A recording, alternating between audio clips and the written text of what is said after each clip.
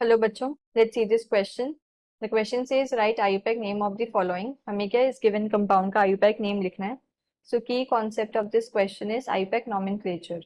अब IUPAC nomenclature क्या होता है? ये एक सिस्टमैटिक अप्रोच है जिसकी हेल्प से हम किसी भी ऑर्गेनिक कंपाउंड की नेमिंग करते हैं। अब किसी भी ऑर्गेनिक कंपाउंड के नेम के थ्री पार्ट्स होते हैं।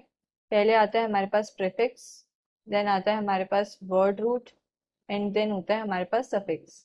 तो जो प्रीफिक्स होते हैं, prefix primary and secondary. Primary prefix हमें बताते हैं about the nature of carbon chain, and secondary prefix बताते हैं substituents present in carbon chain. Word root बताते हैं number of carbon atoms present in main chain. Main chain के अंदर कितने कार्बन एटम्स प्रेजेंट हैं वो हमें वर्ड रूट से पता लगता है, carbon atoms in main chain.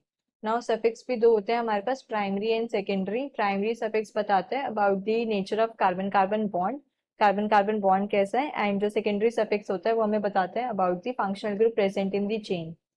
तब हमें ये कंपाउंड गिवन है, इस कंपाउंड को अगर हम ध्यान से देखें, यहाँ पर क्या है, ये दो कार्बन एटम्स हैं एंड एक इस पे जो फर्स्ट कार्बन एटम है इस पे क्या है, एक क्लोरीन एटम अटैच्ड है और एक बेंजीन रिंग अटैच्ड है। तो ये जो बेंजीन रिंग है यहाँ पे एक सब्स्टिट्यूएंट की तरह अटैच्ड है।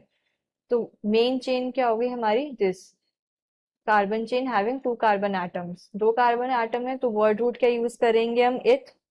तो वर्ड रूट आ गया इथ। एंड कार्बन कार्बन के बीच क्या सिंगल बॉन्ड प्रेजेंट है, तो यहाँ पे आ गया इथेन एज 1 डिग्री सफिक्स। अब हमें सब्स्टिट्यूएंट्स लिखने हैं यानी प्रीफिक्स लिखने हैं। फर्स्ट पोजीशन पे क्या है, एक क्लोरीन अटैच्ड है, एक फिनाइल अटैच्ड है। तो जो वो हम प्रीफिक्स लिखते हैं वो हम अल्फाबेटिकल ऑर्डर में लिखते हैं। तो पहले क्या आएगा, क्लोरो आएगा। So we will write it as 1 chloro 1 phenyl. जब बेंजीन रिंग को हम एज अ सब्स्टिट्यूएंट लिखते हैं तो हम फिनाइल यूज करते हैं। सो 1 chloro 1 phenyl ethane. This will be the IUPAC name of given molecule.